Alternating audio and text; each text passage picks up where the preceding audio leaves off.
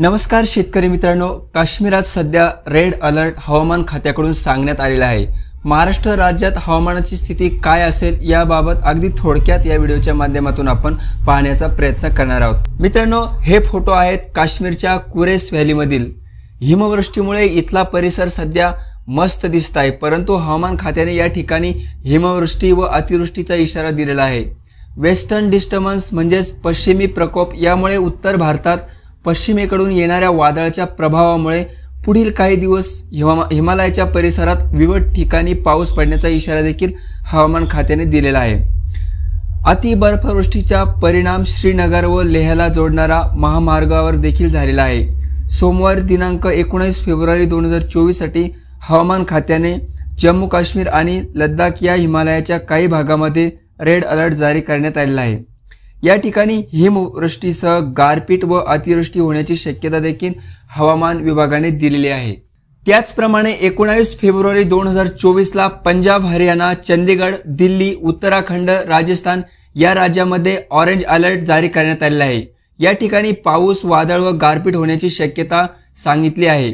20 व 21 फेब्रुवारी पर्यंतचा वेस्टर्न डिस्टर्बन्सचा प्रभाव असण्याची शक्यता असून या काळात उत्तर प्रदेश, बिहार, पश्चिम बंगाल, आसाम, मेघालय व अरुणाचल प्रदेश या ठिकाणी देखील पाऊस पडू शकतो। तसेच पुढील 4 दिवसांमध्ये महाराष्ट्र राज्यात कोणत्याही प्रकारच्या हवामानामध्ये बदल होणार नाही व हवामान कोरडे असेल असे भारतीय हवामान अभ्यासक सांगत आहेत।